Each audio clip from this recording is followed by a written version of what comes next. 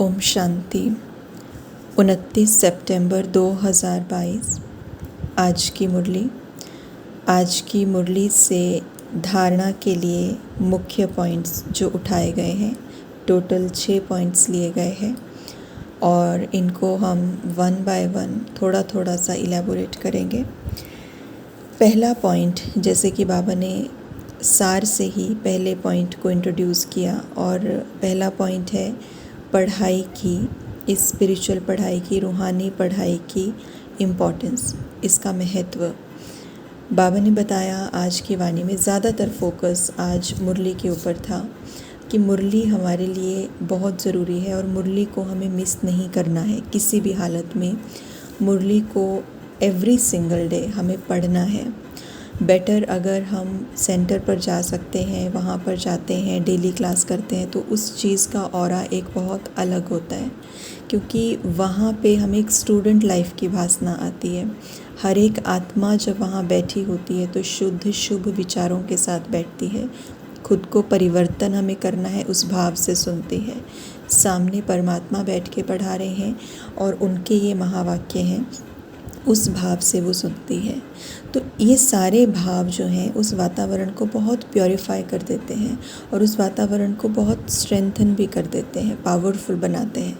और वही वातावरण हमारे अंदर उमंग, उत्साह जो है वो लेके आता है, एक भासना लेके आता है कि हम स्कूल में बैठे हैं, यूनिवर्सिटी में बैठे हैं, स्पिरिचुअल पढ़ाई पढ़ रहे हैं। तो कुछ चीज़ें अपने आप अंदर चली जाती हैं। तो इसलिए अपने अनुभव को बहुत सुंदर और डिवाइन बनाने के लिए हमें रेगुलर सेंटर पर जा कर के ही मुरली को सुनना है।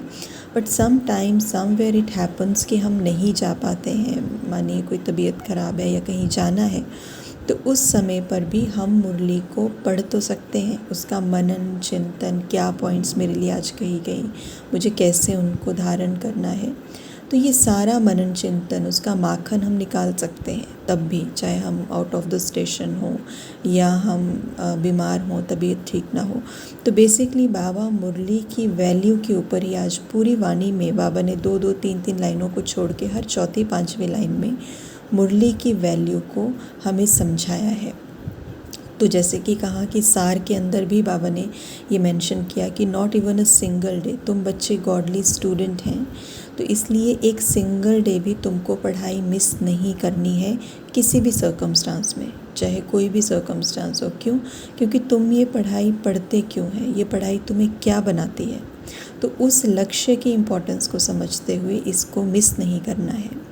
दूसरा प्रश्न में ही बाबा ने आज, क्योंकि ये भी मुरली के ही कॉन्टेक्स्ट में है, तो प्रश्न में भी बाबा ने ये पूछा कि जिन बच्चों का मुरली के ऊपर पूरा अटेंशन होता है उनका साइन क्या है।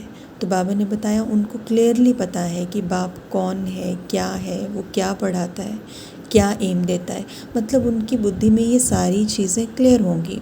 लेकिन बाबा ने बताया जो बच्चे मुरली के ऊपर ध्यान नहीं देते हैं, तो जो बच्चे मुरली को नहीं पढ़ रहे हैं, उनको ये कैसे पता लगेगा कि बाप का थिंकिंग पैटर्न क्या है, परमात्मा सोचता कैसे है, उसके बिलीव्स क्या हैं, सत्यता क्या है। क्योंकि भगवान आके हमें केवल सच बताते हैं।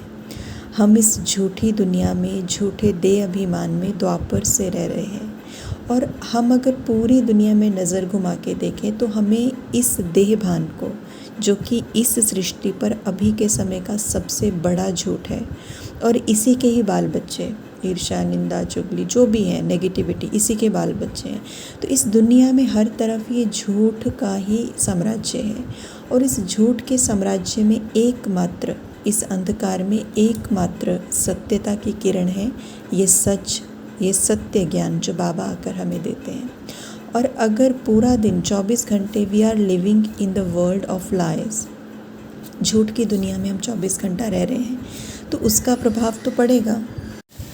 तो इसलिए इस दुनिया में जो झूठ फैला हुआ है उसके अंदर खुद को हम कैसे सेव करके रखेंगे। एकमात्र सत्य कि हम आत्मा हैं, परमात्मा कौन है, ड्रामा का राज क्या है, कैसे हम सारी परिस्थितियों को टैकल कर सकते हैं, ये केवल और केवल एकमात्र परमात्मा ही हमें बताते हैं। उस सत्यता से रूबरू ही वो करवाते हैं। और उस सत्यता से रूबरू कैसे कराएंगे? थ्रू मुरली। मुरली ही एक ऐसा साधन है जिसके थ्रू हम वो डोज़ ले सकते हैं, क्योंकि पूरे दिन में हमारे पास और कोई भी किसी भी तरह का ऐसा सोर्स नहीं है जहाँ से we are getting the truth, जहाँ से हमें सत्य पता चलता है। तो इसलिए बाबा ने कहा कि जो बच्चे मुरली पे ध्यान नहीं देते हैं, बाबा कहते उनकी बुद्धि में परमात्मा का सत्य परिचय नहीं बैठ सकता। वो कैसा है, वो क्या बताता है, ये चीज़ें नहीं बैठेंगी। और जब यही नहीं बैठेंगी तो बाबा कहते कि वो उसकी डायरेक्शन के ऊपर भी नहीं चल सकते, और डायरेक्शन पे भी नहीं चलेंगे तो माया क्या करेगी, बुद्धि को लॉक लगा देगी। वो इग्नोरेंट बन जाएंगे, वो बाबा की बातों को सुनते हुए भी जैसे सुना ही नहीं। क्यों? क्योंकि मुरली बीच बीच में क्या हो रही है, मिस हो रही है। So you are not now the Murli is not that important for me. क्यों? क्योंकि मुझे उसकी वैल्यू तब पता चलेगी जब मैं डेली उसको सुनूंगी। योग और ज्ञान डेली उसकी डोज़ बहुत ज़रूरी है। तो इसलिए बाबा ने ये नुकसान बताया। साथ के साथ में जैसे बाबा ने एक तो गॉडली स्टूडेंट की हमें स्मृति रखने के लिए बताया। बाबा ने कहा इसको क्यों पढ़ना है, क्योंकि तुम्हें देवता बनना है। क्यों पढ़ना है? क्योंकि सत्य जानना है, बाप क्या है, ड्रामा क्या है, ये सारी चीज़ें जाननी है। और क्यों? क्योंकि हमें प्योरिटी को इम्बाइब करना है, धारण करना है। और बाबा कहते केवल परमात्मा ही तुम्हें आत्मिक स्थिति का आभास करा सकते हैं, अनुभव करा सकते हैं इस दुनिया में, और कोई नहीं। इसलिए भी हमें मुरली को पढ़ना है। तो ये छोटे छोटे पॉइंट्स बाबा ने दिए थे कि क्यों हमें मुरली को पढ़ना है। उसके बाद सेकंड पॉइंट है, बाबा ने ये बताया कि तुम्हें इस पढ़ाई की तरफ बहुत ज़्यादा अटेंशन देने की तुम्हें ज़रूरत है, और इसके लिए तुम्हें कुसंग से बचना है। और कुसंग अगेन वही है, चाहे वो किसी व्यक्ति का संग हो, चाहे वो कोई चीज़ का संग हो, चाहे वो कोई थॉट्स का संग हो, चाहे वो किसी तरह की स्मृतियों का संग हो, कोई भी संग, कोई भी कंपनी जो मुझे मेरी ओरिजिनल स्थिति से हिलाती है, जो मुझे देभान में लाती है, जो मुझे परमात्मा के बारे में सब कुछ भुला देती है, वो संग सब कुछ बुरा संग है, और वही पढ़ाई में ऑब्स्टेकल है, वही रुकावट है। तो इसलिए बाबा ने कहा बहुत ध्यान देना है जब हम मुरली पढ़ते हैं। पढ़ने के बाद मैंने उससे क्या सीखा, मुझे क्या समझ में आया, प्रैक्टिकल लाइफ में कैसे इम्प्लीमेंट होगा। These are the things we need to be very aware of these things. साथ ही बाबा ने तीसरे पॉइंट में हमें क्लियर किया कि तुम बच्चों को ड्रामा की नॉलेज भी होनी चाहिए। तो ड्रामा की नॉलेज में वैसे तो हम सब जानते हैं सत्ययुग त्रेता, ये तो युगों की बात है, also related to drama, but still ये युगों की बात है। लेकिन अगर हम ड्रामा के बारे में और बात करें कि प्रैक्टिकल लाइफ में, क्योंकि ड्रामा यूज़ हो रहा है, तो वो कैसे? क्योंकि हर एक आत्मा के अंदर ड्रामा अनुसार रोल भरा हुआ है। और आज बाबा ने क्लियर कट एक लाइन कही कि हर एक आत्मा में जो रोल भरा हुआ है, it can never be destroyed, ख़त्म नहीं हो सकता, इरेडिकेट नहीं हो सकता, मॉडिफाई भी नहीं हो सकता। तो the question is why we are worrying then. तो हम फिर चिंता में क्यों हैं? अगर हम देखें हमारा पूरा दिन, हमारी एनर्जी, हमारा टाइम, हमारे थॉट्स एक ही चीज़ में वेस्ट जाते हैं, और वो क्या कि ये ऐसा क्यों करते हैं, इनको ऐसा नहीं करना चाहिए, ये सही नहीं है, जैसे मैं सोचती हूँ वो सही है। बट बाबा ने आज कह दिया कि जो भी आत्मा के अंदर रोल भरा हुआ है, it can not be modified. तो इसलिए हमें समझना है कि हाँ, हम उन्हें समझा नहीं दे सकते हैं, बट अगर वो उसको नहीं ले रहे हैं तो आगे ड्रामा पे छोड़ देना चाहिए। हमें अपनी स्थिति को डिस्टर्ब करने की ज़रूरत नहीं है। चौथा पॉइंट बाबा ने हमें बताया कि इम्पोर्टेंस क्या है योग की, याद की का महत्व क्या है। हमारे प्रैक्टिकल में हम तभी कोई चीज़ कर पा रहे हैं जब हमें कोई चीज़ याद है।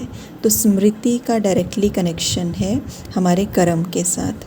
अगर हमारी स्मृति यानी योग युक्त है, जिसे कहेंगे परमात्मा की याद है, ड्रामा की याद है, अपनी याद है मैं कौन हूँ, तो क्या होगा? बाबा कहते तुम अपने विकर्म विनाश कर पाएंगे। कल भी बाबा ने सेम पॉइंट कही कि एकमात्र यही उपाय है, क्योंकि इससे हमारी हैबिट्स, हमारे संस्कार, हमारा स्वभाव चेंज होता है, और उससे हमारा कर्म चेंज होता है, और उससे हमारा कार्मिक अकाउंट चेंज होता है। तो इसलिए बाबा ने कहा कि ये योग के महत्व को भी समझना है, उस साइलेंस को महसूस करना है, अपने आप को अनुभव करना है, फिर थ्रू आउट द डे उसको प्रैक्टिकल में लाना है।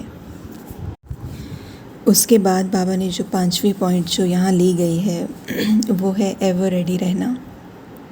बाबा ने कहा कि अगर तुम विनाश से पहले एवर रेडी रहते हैं, अपने आप को अपने ऊपर ध्यान देते हैं और पहले ही तैयारी कर लेते हैं, तो माना तुम संपन्न और बाप के समीप, बाप के समान भी बन जाएंगे, संपन्न भी बन जाएंगे और बाबा के क्लोज भी, समीप भी हो जाएंगी। ये अनुभूति होगी। तो हमें जो पुरुषार्थ करना है वो हमारा पुरुषार्थ केवल और केवल अपने ऊपर है कि विनाश से पहले हम खुद को कैसे भी करके हमने संपन्न बनाना है। और संपन्न बनने में दिक्कतें क्या आती हैं, ये जो क्यों और क्या है, ये सबसे बड़ी प्रॉब्लम आती है। तो इसलिए हमें अपनी स्थिति के ऊपर, मैं कौन हूँ, मेरा क्या रोल है, परमात्मा मुझे क्या समझा रहे हैं, मुझे केवल और केवल मुझे मेरे सिलेबस पे ध्यान देना है। मुझे और कहीं देखने की ज़रूरत नहीं है कोई क्या कर रहा है, कैसे कर रहा है। नो, विनाश से पहले पहले हमें खुद को तैयार कर लेना है, तभी हम बाप के समीप जा पाएंगे, संपन्न बन पाएंगे और बाबा के समान स्थिति बना पाएंगे। छठा पॉइंट बाबा ने कहा कि व्यवहार में अगर निर्मलता हो, प्योरिटी हो, तभी सक्सेस मिलेगी, तभी सफलता मिलेगी। कोई भी कार्य है, चाहे किसी भी कार्य में हम कोई भी कार्य जब करते हैं तो हम सफलता चाहते हैं उसमें, लेकिन सफलता क्यों नहीं मिल पाती, क्योंकि वहाँ पे मिक्स भाव हो जाते हैं। तो अगर हमारे अंदर निर्मलता होगी, प्योरिटी होगी, अपनी स्मृति होगी, मैं कौन हूँ, उस स्मृति से, उस स्थिति से जब हम कोई कार्य करते हैं तो वो जो कार्य है उससे हमें सफलता की अनुभूति होती है। ये हो सकता है, वो कार्य हो सकता है अभी प्रेजेंट सिचुएशंस ऐसी हों कि लग रहा हो ये कार्य तो सफल ही नहीं हुआ, ये कार्य तो जैसा मैंने सोचा था वैसा नहीं हुआ, एक्सपेक्टेड नहीं था। लेकिन अगर हम अपनी ओरिजिनल स्मृति में स्थित हैं, अपनी प्योरिटी में स्थित हैं, निर्मलता में स्थित हैं, तो वो कोई पर्टिकुलर कार्य जो भी लग रहा था संपन्न होना चाहिए और नहीं हुआ, उसकी जो रिज़ल्ट है या उसकी जो आउटकम है उसका प्रभाव हमारे ऊपर नेगेटिव नहीं पड़ेगा। तो बेसिकली जो स्थिति है ना वो बड़ी उपराम रहेगी, वो बड़ी पावरफुल रहेगी और वो बड़ा एम्पावर करेगी हमें। So that is the success, basically हमारे लिए वो ही सफलता है।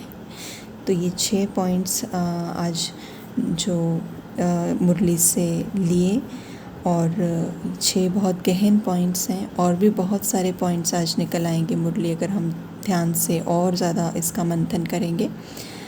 तो बाकी बाबा ने विराट रूप की आज बात कही। बाबा ने कहा जो भारत है ये अविनाशी खंड है, तो जो नॉलेज के लिए हमें चीज़ें मुरली से मिलती हैं, ड्रामा के आदि मध्य अंत का ज्ञान, ये सारी चीज़ें आज बाबा ने क्लियर की। लेकिन जो धारणा के लिए मुख्य पॉइंट्स लगी वो ये 6 मुख्य पॉइंट्स थे।